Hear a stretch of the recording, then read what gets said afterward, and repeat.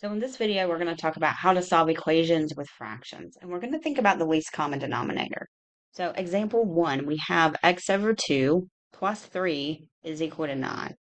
So a whole number is really a fraction. We could think about it being over the number 1.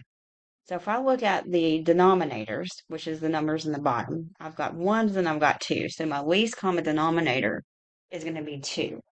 It's going to be the number that both the 2 and the 1 would go into. What's that smallest number? Well, 2, because 2 goes into 2 and 1 goes into 2.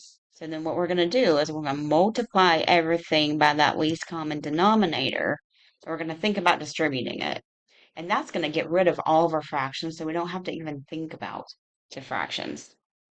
So we're going to have, when we distribute, so we're going to have 2 times x over 2 plus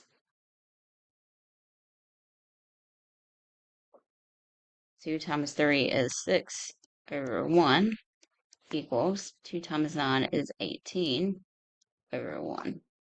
So I have 2x divided by 2, which is really just a 1x. So I have x plus 6 is equal to 18. And then I can subtract 6 from both sides. So I'm going to get x is equal to 12.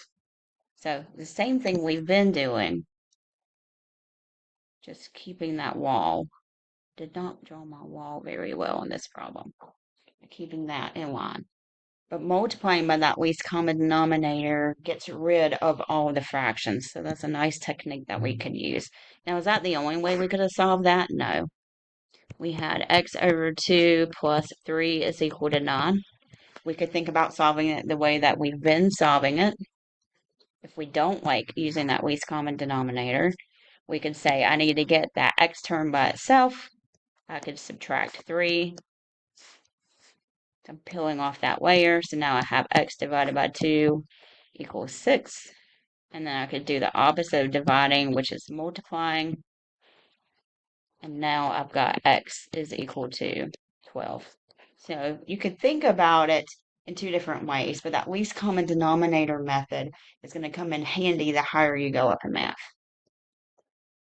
So let's look at the next one. We have 2 over 3x minus 1 is equal to 5. We're going to think about that least common denominator. So we're going to think about those whole numbers being over 1. So my denominators are 3 and 1. So my least common denominator is 3. So I'm going to multiply everything by 3. And remember, when you multiply fractions, you multiply straight across. So I'm really multiplying by 3 over 1. So I have 3 times 2, which is 6 over 3 times x minus 3 over 1 is equal to 15 over 1. And I distribute that to every term. So then we're going to simplify it. When you multiply by the least common denominator, it eliminates fractions.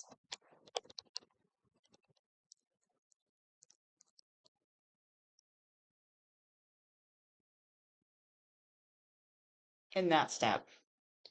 So now I'm going to have a 2 times x minus 3 is equal to 15. And then we're going to think about that wall. We're adding 3 to both sides.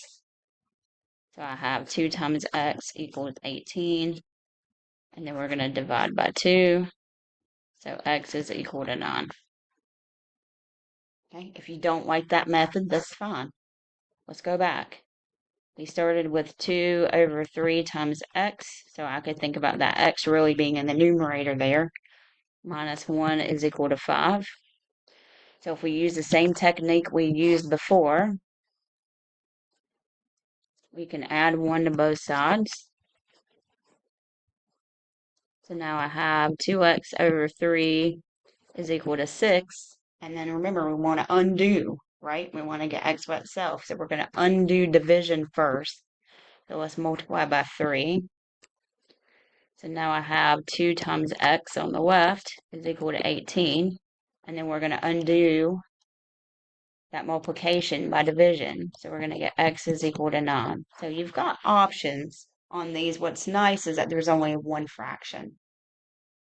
If we have two fractions, It can get a little bit more challenging though. So let's use that least common denominator technique. So what's the smallest number that 4 and 2 will go into? And that number would be 4. So then we're going to multiply everything by 4. Or I can think about it as 4 over 1. 4 over 1. And that 6 is really 6 over 1. So I'm going to have 4x over 4 plus 4x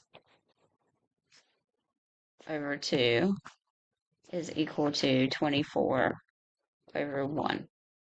And then we're going to see the fractions go away in that next step. So we're going to have x plus 2x is equal to 24. And then we're going to combine in like terms. Both of these have an x.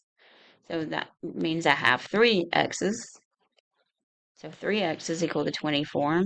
The opposite would be division. So we're going to get x is equal to 8.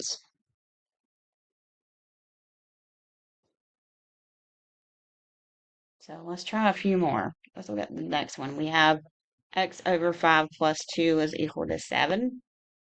I'm going to use that least common denominator technique. So I'm going to multiply everything by that least common denominator, which would be 5 in this case. So I'm going to have 5x over 5 plus 10 over 1.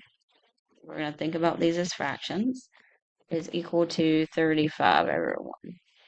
And then now all my fractions are going to go away because it's going to reduce. 5 divided by 5 is a 1. So that's going to be a 1x plus 10 equals 35. And then we're going to move that 10 over. So we're going to get x is equal to 25. Let's look at that next one. We have 3 over 4 times x plus 1 equals 10. So I'm going to use that least common denominator method here just so we can practice it. That least common denominator is going to be 4. So when I multiply through, I'm going to have 12 over 4. That's times x. I'm going to put that x in the numerator. Plus 4 over 1 equals 40 over 1. And I'll multiply. That next step, all my fractions should go away. So now I'm going to subtract 4. Then I have 3x equals 36. And then how do we get the x by itself? We're going to divide. So we're going to get x is equal to 12.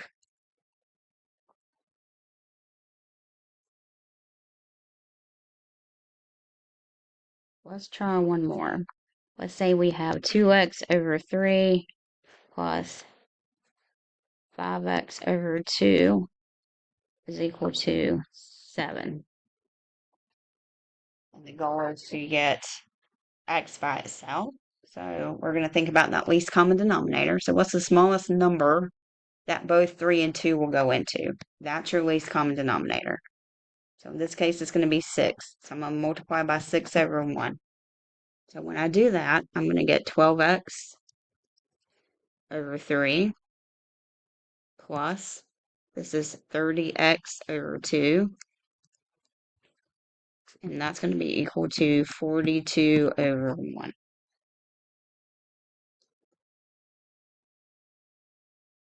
So now we're going to reduce the fractions. 12 over 3 is really 4, so that's a 4x.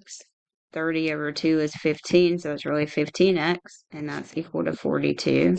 So now I have 19x is equal to 42 when I combine like terms. And the opposite would be dividing. Divide by 19.